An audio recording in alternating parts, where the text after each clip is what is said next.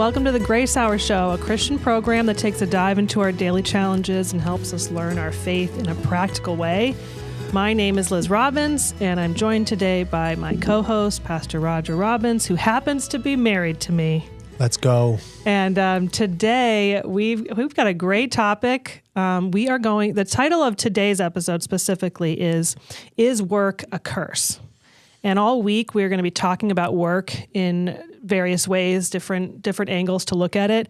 So we get to kind of kick it off today by just considering, what is the biblical view of work?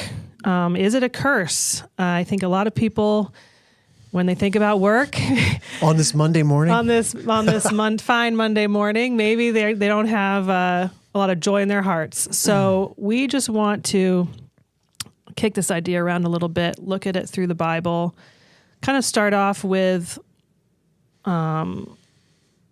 really like what the word itself means. I always like to look at the Hebrew, see what it means. We're going to start off in Genesis and just consider what God's view of work is. And maybe as you're listening, it'll encourage you in your work. Maybe it will correct you. Maybe it'll be like, man, I got to make some changes. I don't know. I don't know what the Lord will do with this, but we're excited to talk about it, right? I mean, it's an awesome topic. You're right, though. I mean, we want to make changes. We want to, Lord, help us in our life to work more like you, right? Yeah. Like, how did you work? You, created heaven and earth, and for 6 days, you did the most fantastic work. And then you rested.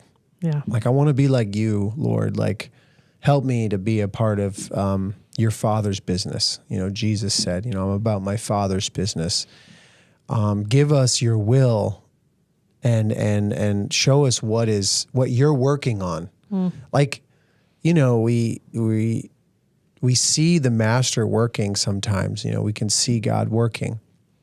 And isn't there nothing better than to be included in that work? To come alongside the master builder and he's like, hey, pass me this, pass me that tool. Just to bring in a piece of material, just to any little effort that would include us into his work. It's so cool. And, it doesn't have to be so begrudging and so monotonous and Lord, help me to see the other side. I think the verse that I'd like to start off with is Ecclesiastes 2:24. It says, there is nothing better for a person than that he should eat and drink and find enjoyment in his toil. This also I saw is from the hand of God. It's from the hand of God that we would find enjoyment. There's nothing better than finding enjoyment in what God has put into our hands to do as we toil. Yeah. Toil's what a word. What does toil mean? Yeah, well, I mean, right off the bat, we're answering the question, right? Is work a curse? And we would say no, work is not a curse. Yes, it is a curse, but wait a minute. But the world is a cursed place. The ground is cursed, and so our work is troubled. It can be thwarted. There are, in Genesis 3, when it talks about the curse that curses the ground, and then the Lord speaks to Adam, and he says that it's going to mean that there's also in your work, there's going to be thistles that grow up alongside. And I think that is a pretty accurate picture of the world of work that we have today, where not everything that grows is good. Not everything that is produced is good for eating, is productive, is fruitful. But we know, going back to Genesis 2, that when God created Adam, he put him in the garden and he told him to work it and to keep it. Yeah. And that was long before the serpent came and tempted Eve, and then the ground was cursed. So he wanted Adam to work. He wanted him to work and to keep what God had given to cultivate. Him, right? And so when you look at the word there for work in Genesis 2:15, the Hebrew word means it's often translated as serve, actually, like in many different capacities, and to labor and then to cultivate. So he's saying you need to cultivate this and then also to keep it. And the word for in Hebrew there means kind of like to guard, protect, like you have charge of this. Like this is yours to responsibility. To keep. Yeah. And so that's beautiful, right? That means that God gives us work to do. In the Garden of Eden, before there was sin, God gives He included us work to do. Yeah. And it's not a curse then to work. But then in a world that is cursed, our work is, can get thwarted. It can get twisted. It can be undervalued or overvalued. Hijacked. Yeah, it can be hijacked, right? So it's good to look at it that way. That's really helpful, right? Like Genesis 2 version of work, pre-fall, versus Genesis 3 post-fall work. Yeah. Like the two of them, what are like, where is God in each of these pictures? He kicks Adam and Eve out of the garden. And then in chapter 4, we see that the sons of Adam and Eve start working too, right? So like, the picture is kind of like, you would say it's grim. The post version of it is kind of grim. Like you mentioned, thorns and thistles. Yeah. But not necessarily when you bring God back into the picture, right? Right. So could it be, and we're supposing an answer that we know as Christians, when we bring God back into the center of work, if we bring him back into the center of your garden, the place you cultivate, what's work look like? Yeah. That's really good because, I think when we were studying for this, we right away went from Genesis to Ecclesiastes because I think a lot of people, when they think about work, Ecclesiastes is a great place to be because sometimes you're sitting at your desk. Can't put my finger on it, and there it is. Well, you're sitting at your desk and you're got your Excel spreadsheet or whatever it is you're doing, and you're like, what is the point of this? Like, all is vanity. It's like you and Solomon are not. You're in agreement. Like, what's the point of this? Like, why am I even doing this? And I think Ecclesiastes really gets to the heart of our angst as people is like, what's the point of all of this? And when we look at work, I think a lot of people can feel that way. They can, if the obvious fruit, the paycheck or the result isn't right in front of you, you can feel that futility, right? And it's because of the fall, like you said, or hijacking, the confusion surrounding work. You know what I mean? There's confusion. Yeah. And when it's confused, we as people, we just go along with the story. Like we just go along with the narrative that work is work and we just check out and do our thing and really kind of like are working, but we don't have the purpose. And more importantly, we don't realize like, what are we working for and who are we working for? So then suddenly we find ourselves like hole in our heart. Like we're trying to satisfy something through a system. Yeah. Work is like hand in glove when it comes to that. Right. And then we're like endlessly working. Yeah. And then, like you said, we see Ecclesiastes and then it just calls us out. There's nothing under the sun. Yeah, well, and I think you said confusion. The other word is like injustice. Like in the world of work, it sometimes doesn't seem fair. And that's, again, in Ecclesiastes 2, when it talks about the vanity of toil, he's saying like, in verse 22, what has a man from all the toil and striving of heart with which he toils beneath the sun? For all his days are full of sorrow and his work is a vexation. Even in the night he does not rest. Doesn't sleep, yeah. This also is vanity. There is nothing, and then that verse where you said there's nothing better for a person than he should eat and drink and find enjoyment in his toil. This also I saw is from the hand of God. And where's the part where it's like, and someone else will come after you? Yeah, that's later on. I think that's chapter 5. It's again talking about like, imagine you work your whole life and then somebody else benefits from it and you don't even get to enjoy it. Or maybe they squander all your hard work. That's like really hard injustice to the even idea of take us that in. like the prodigal son who his father worked so hard to give him his inheritance, and then he goes and squanders it on reckless living. Yes. Man, like that's so unfair. Like there's so much injustice in work. He tells his father, the other son, all that I've never done anything wrong, basically paraphrasing, right? Like, and you're going to reward him. And then the father says, like, all that I have has always been yours.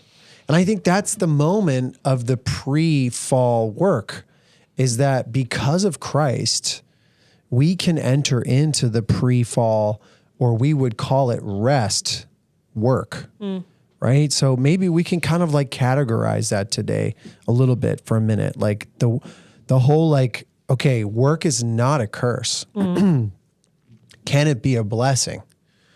Yes, here's why.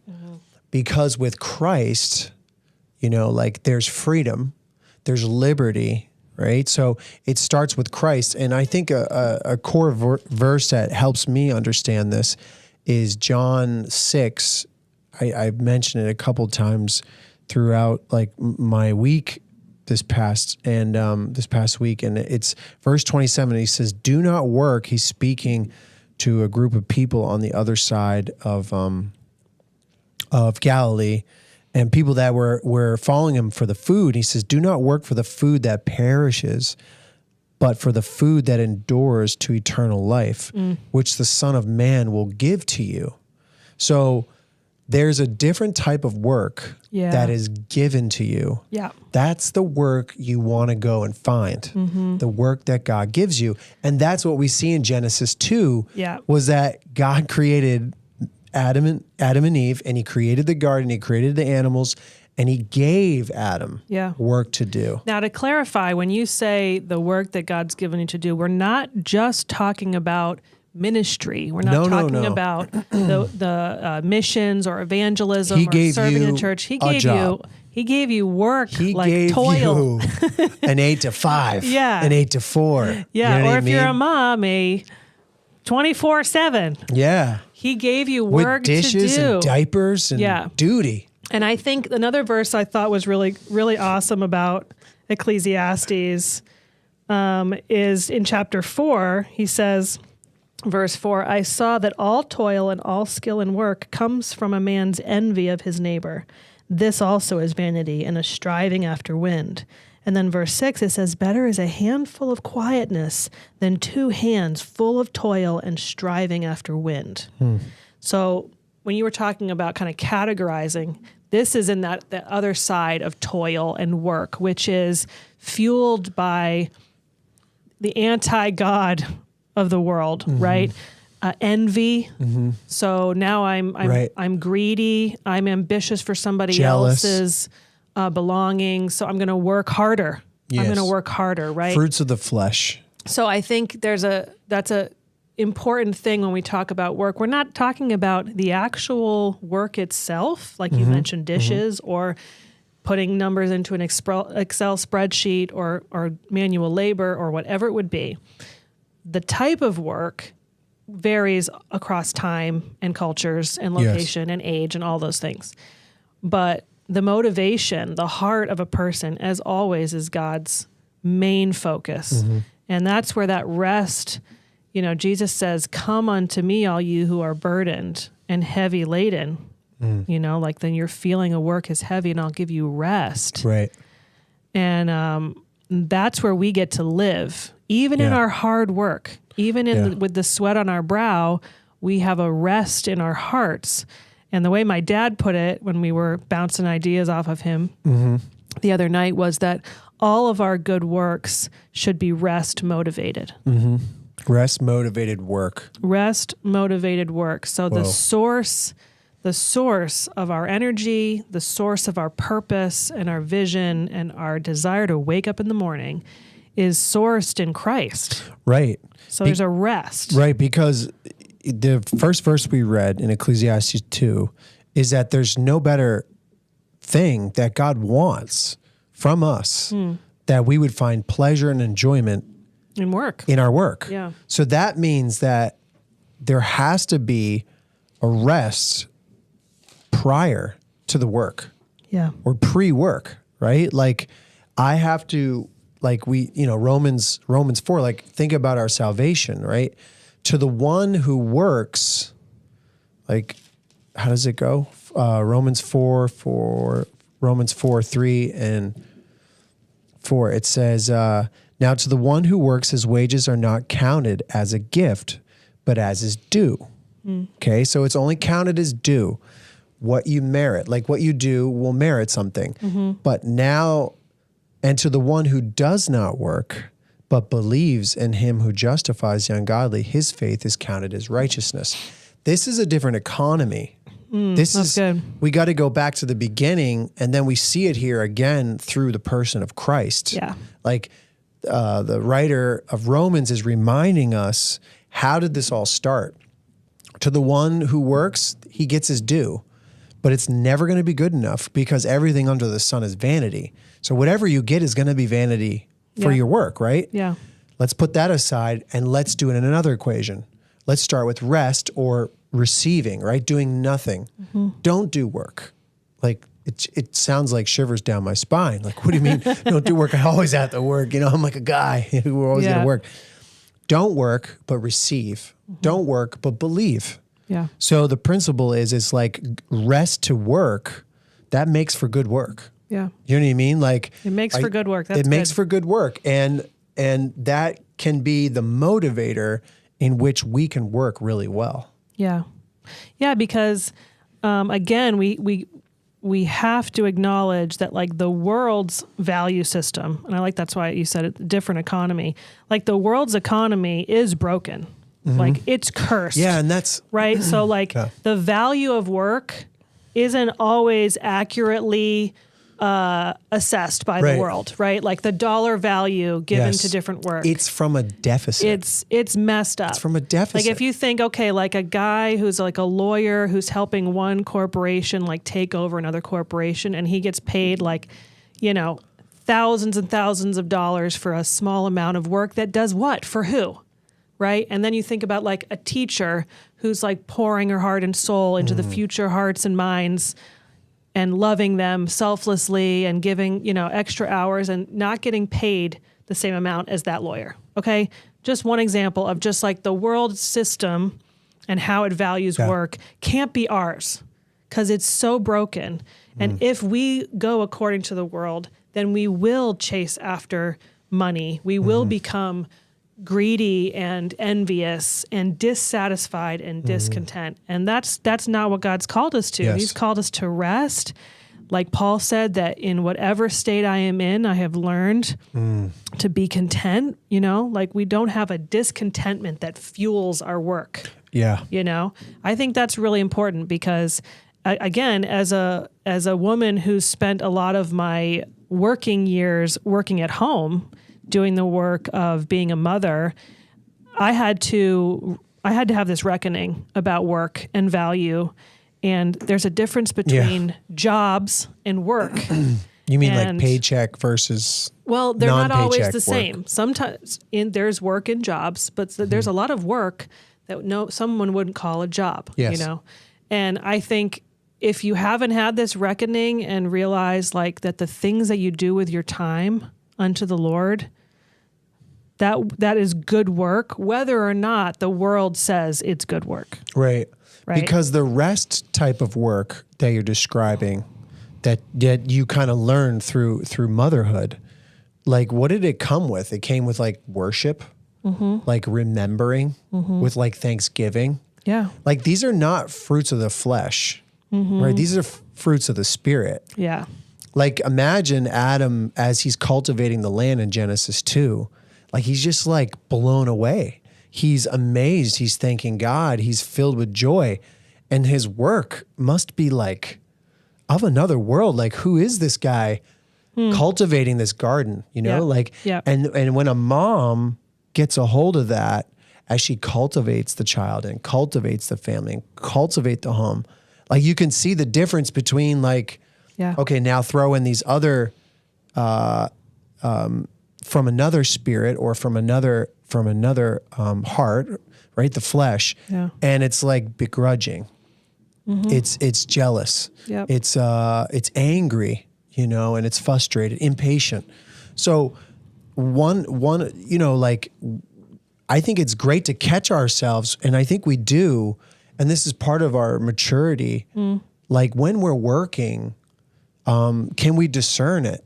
Like, am I committing this to the Lord, or am I like committing it to me? Because in one avenue, I'm committing it to the Lord, knowing that it's Him, all heavenly blessings flow. Like from Him, Ephesians chapter 1, everything comes from, right? Like the rain that falls on my head to like the sunshine that hits my face versus, I'm at the center. It's me. Yeah. I am the sun. You know what I mean? Like I am the clouds that bring the rain. You know what I mean? Yeah. And that rearranging of thinking is so, it revolutionizes your work. Yeah. Right? Doesn't it? Yeah. I mean, I'm thinking about conversations we've had with our kids. We have one kid especially who, if I say, hey, could someone, go take out the trash? And right away, that one child goes, not it. And I think there's a part of that in all of us, that when work appears, we're always like, I bet somebody else could do that. Or maybe if I wait long enough, somebody else will do it. And it's almost like I picture I drew it here, like, a narrow path that has like a drop off cliff on either side. And like, walking in like God's good works for us from this rest motivated place is like to have diligence, right? Discipline in our work, patience in our work, humility, that it would be motivated by love, that it would be spirit led. But then on either side, we can so easily fall to, the workaholic who is after the next paycheck. Yeah. We've got greed and envy. And then on the other side, you have sloth and gluttony, right? Like laziness. And we can justify our laziness, and say, like in Proverbs, it says the lazy person says, there's a lion in the street. So it's like, I can't go out there. I got to stay home. So this is in us, like we can so quickly have an unhealthy view of work, whether it's our 9 to 5 or our work at home. Isn't it in our culture?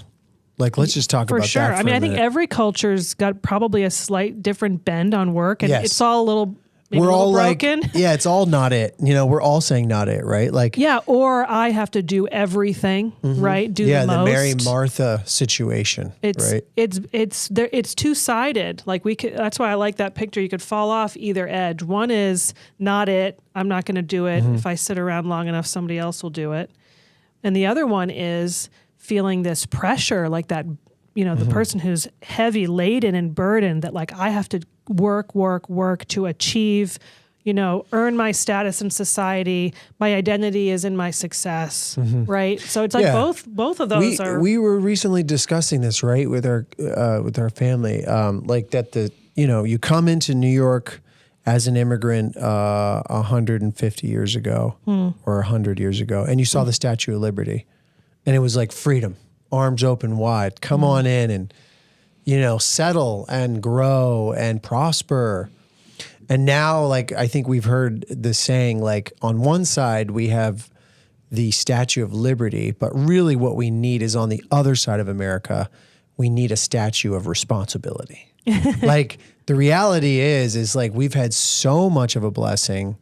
And I'm only speaking to our country specifically, but I think we can all look within, under the hood of our cultures and countries, and say that the American dream is a dream of leisure now. It used to be a dream of like work yourself out of the job, right? Built his own house after World War II. What? Yeah. He lied to get into the draft. He was 17 and a half years old. Wow. He enlisted in the Navy. And he was in a submarine for 2.5 years. He had different missions and different stages where he was on and off for 3 months at a time. Yeah. And then when he got out of it, he came home to a very small paycheck from the Navy, and then had to find a job at a local paper mill, and then built his own house. Yeah.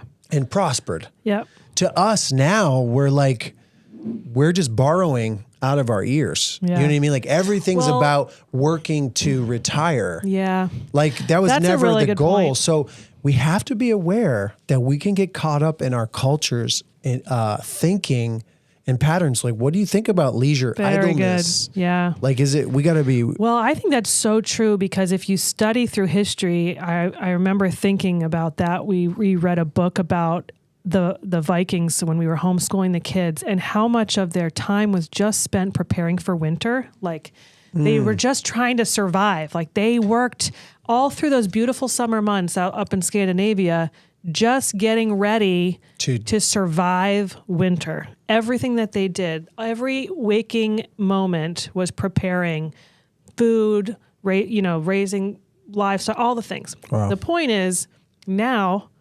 that we have all of this prosperity in our country, especially, we're not just surviving, right? And many people say like that the Greek philosophers, that was the real beginning of the Western civilization because they had the time to sit around and think, right? So they advancements in society so that now we've got the running water. We don't have to go get the water from the river every time we need water. Now we've got the aqueducts, blah, blah, blah. All of this leads to we've got time to sit around and think and talk. Whoa. And some of the greatest minds were born in that time, right? The philosophers who finally had time to go, what else is there besides just work and surviving, And now here we are with, like you said, it's almost a culture that's like, I want to work myself out of a job. I want to get to the point where I don't have to work anymore. And I was thinking, and I wrote it down, that actually a life that's given completely and wholly to leisure is actually a nightmare. Like that is a curse. Doesn't it say that in Ecclesiastes 9:10? Like whatever your hand finds to do, do it with all your might. But then the second part of the verse, it says is that there's no work in Sheol. You there's will no not be work able to in hell. work in hell. Yeah. Like why don't you find that verse? It's that 9:10. Really yeah, it says, "For there is no work or thought or knowledge and wisdom in hell." Yeah, and we know that verse because the first part of it is. Can you read the first part? The first part is 9:10? whatever your hand finds to do, do it with your might. Yeah.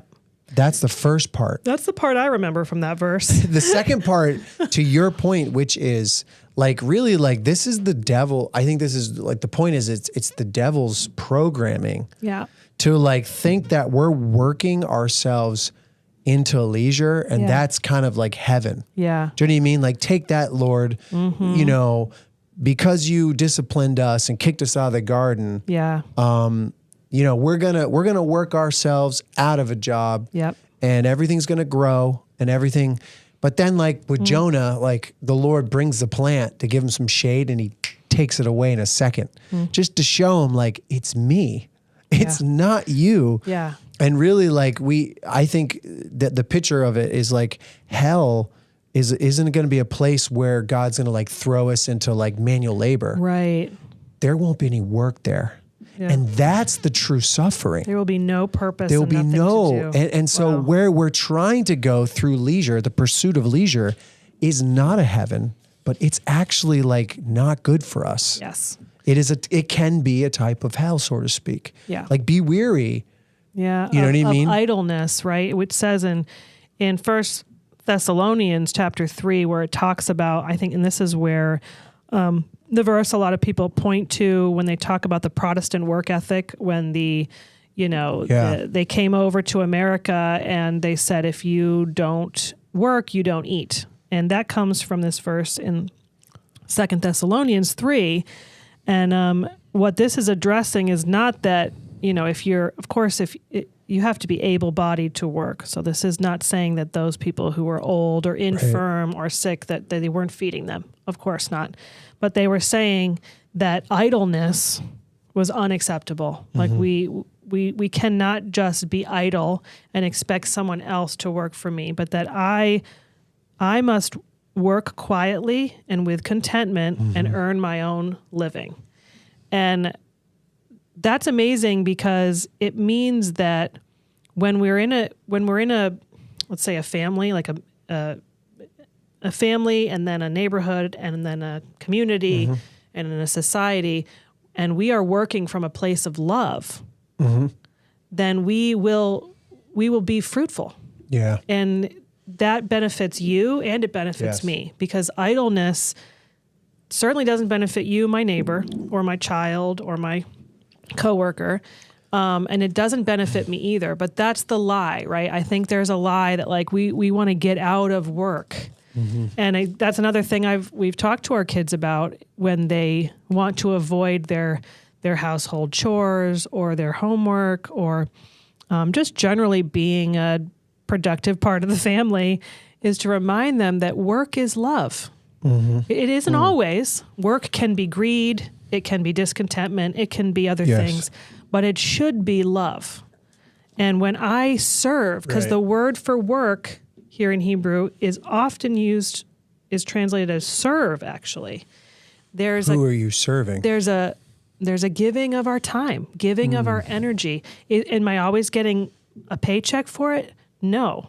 But valuing like good work and having it be sourced in love gives me health. And Motivation. it benefits you. Yes. Motivation, perhaps. Yeah. And this is the thing I always love about God, is just that he is so kind that when he tells us to do something, it's for our good. Yes. It benefits me. Whether we understand it or not, when usually we understand it a little later down the line. Yeah. Right? Like us trying to convince our kids, like that being a loving, active participant in this family is good for you. Yeah. The reason we had this conversation, we were like, you have to change your bedding. And most of them changed their bedding. We've got them to do it. We did it. But then it was just like, why are we changing the bedding? It's fine. There's nothing wrong with it. I was like, don't you change your clothes every day?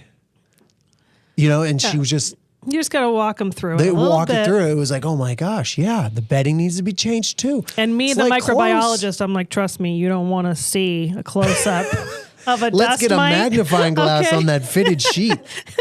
Whoa. But again, this speaks to like our hearts we are so prone to wander. And this is just another area where we need like the shepherd to kind of gently prod us and say like, hey, like there's a correction that needs to be made here in your heart. The grass is green. The grass is always green on the other side, right? Like, oh my God. And then my friend told me once, which I feel like I've shared on this show before. Yeah. They were like, Raj, the grass is only green where you water it. I love and I that. was like, ugh. I was like, yes, it's so true. The grass is only green where you water it. There's the idea of cultivate again, right? Yeah, it's never on the other side in the pursuit of, like really, and when we break it down, it is self versus like God-centeredness, right? Yes. Isn't it like it is? We see that like a God-centered just setup. Just a basic setup of God-centeredness in our life. In simple ways, we can introduce it in simple ways, can drastically, or let's not say the word drastic, but just in a slow way can change your day-to-day work life. Yeah, for whether sure. Whether it's at home, whether it's at your actual employment. It's everything. Yeah. I mean, I had this happen with me. And again, it was because I was finding myself at home with a baby, and I used to work, in a place where I had projects that had beginning and endings, and a paycheck every 2 weeks, and people telling me good job, and a clear sense of a goal that I was working towards, and then that went away, and I had to wrestle with my resentment towards people who were still in the workforce. And I don't want to get too off topic, but again, what this did for me was it sharpened my focus about work, and it forced me to, and it was drastic, I will say, it was huge for me. And my favorite verse on work now is in Colossians 3. And I remember this writing this on the whiteboard when we lived in Turkey, in a time when we were kind of in a dry season in terms of fruit in our lives. What I remembered was that I need to be reminded of why I'd work, why I get up every morning and continue to serve in my family and love people and just do this good work that God's given me. And in Colossians 3, it's verses 23 and 24. It says, "Whatever you do, work heartily as for the Lord and not for men, knowing that from the Lord you will receive the inheritance as your reward. You are serving the Lord Christ. And the context here, he's actually speaking to people who are bond servants. So these are people who are not even getting a fair wage, don't have necessarily a freedom to choose, fairly, not maybe treated well, but he is reminding them that whatever you do it unto the Lord. And this is what, as Christians, like, this is our gift. Yeah. This is our privilege, that we know that even in the mundane, even in the monotonous, even in the thing that nobody's saying, good job, no men are applauding you for it, you're doing it unto the Lord. This isn't, I think, just to your point, is like you said, you experience this in motherhood. And I say to a lot of young guys that are like newly married, I'm like, it's good that you have children, because it's work. Yeah. And you need this. This child is going to produce a work that is going to change your life. Yeah. Right? Like, and the lie of the world out there right now is, do not have children. Like, that's work. Right. That's like, do you know how much that costs a year? Yeah. Like, I've had people blurb out some number, their statistics on like what it costs to have a child a year. I'm like, they're a drain, there right? is no number. Yeah. It is from God. And we're it not will just targeting people with, with children. This is just to speak about the work God's given you that the world doesn't acknowledge, whatever that is. Right. And the world can't equate. Yeah. Because God goes, I'm going to give him work that's going to bless his life. It might look like thorns and thistles, but I'll tell you this, it's going to make him a better person. Yep. Him a better person, or her a better person. Same with marriage. It's the same thing. It's like, oh no, marriage is a job, ball and chain, lock me in prison, throw away the key. You know what I mean? Like, it's like manual labor. Yeah. No, it's not. It's only, this work is a work of love. And that love motivated you to do work that you never thought possible, that you would never go there in your wildest dreams, whether it be through a relationship, whether it be through personal growth. You will experience through that work of sacrifice, laying down your life, right? Servanthood, that you normally would never cross. You'd never cross that bridge. You never go to that other side. Because it's not comfortable, You'd never right? know that the grass is greener over there. Because you think it's in leisure land. Yeah. And it's like, no, it's only right where here. you water it. It's It's right here. Yeah, Yeah. boop, there's the grass. I think this is amazing, because we have to acknowledge that there is work that we do where we don't always see the fruit, right? We don't always get an immediate pat on the back, but we also don't always see the immediate result. I mean, kids are one example of that, but there's so many examples of that in any menial task, But, and I'm going back to Ecclesiastes. This is another one of my favorite verses. Maybe all my favorite verses are about work, and I didn't realize that. But this is something this is a verse I've clung to in our missionary life, because like a lot of work, when you're sowing seeds, you don't get to be the one always who harvests, right? You don't get to see the fruit always. And in Ecclesiastes 11, it says, in verse 5, as you do not know the way the Spirit comes to the bones in the womb of a woman with child, so you do not know the work of God, who makes everything. In the morning sow your seed, and at evening withhold not your hand, for you do not know which will prosper, this or that, or whether both alike will be good. And I think this kind of speaks to a little bit of like the mystery that we kind of have to sit with, and that's where humility comes in, that like God's going to give you work to do, and it's good work, whether or not you understand that final outcome. Dude, a humble worker. But just there's humility in being like a simple laborer in the work of God, whatever that is, and knowing that I don't want to withhold my hand from sowing, because I actually don't know what's going to be fruitful and what isn't, because God's work is a mystery to us. We do not know the work of God, but he's the one in that same verse who makes everything. So we can trust him. Yeah. Or remember, maybe in a simple way, that this has happened before in my life, and I think I can experience it again. Like, God wants me to experience through work, through a humble, like servant-like attitude, right? Like Jesus did it. He's like, the work it took Jesus to come down from heaven, take off the crown and put on the form of a servant, was a real work. Yeah. You know what I mean? To be introduced in this world through flesh and blood. Talk about work is love personified. Yeah.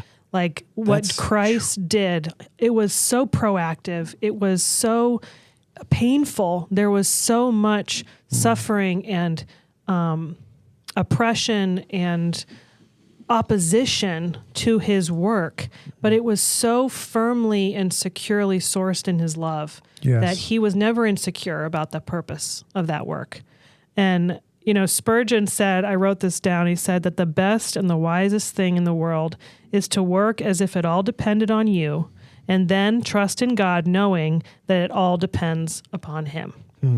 Like we work, but there has to be humility in that at the end of the day, we hold our hands out with the work that we have and we offer it to him and he does what he will do with it. Yes. Because he made everything. Yeah. And we get to, again, there's that rest. We get to rest in that. Even in work, there's rest because of that trust that we have that is sourced in the love of God. That's unwavering, Oh man, that's good. I mean, it's enlightening because, like you're saying, Liz, we see the practical elements of work and how they're needed. Like Paul clearly was working. Yeah.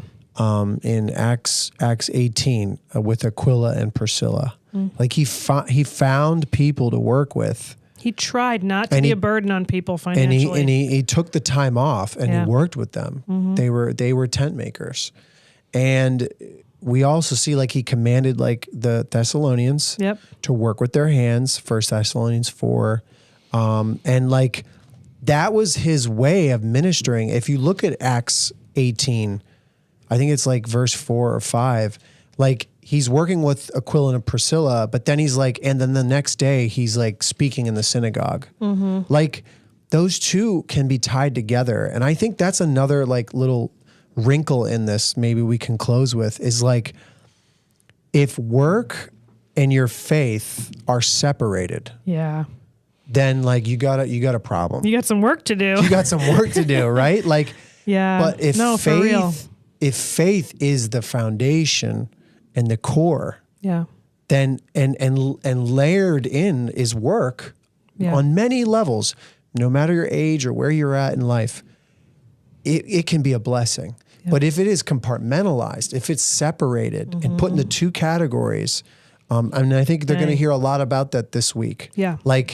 If you separate these two things and try to wear two different hats, it's not going to work. Yeah. Because on one hand, your life's going to be about work, right?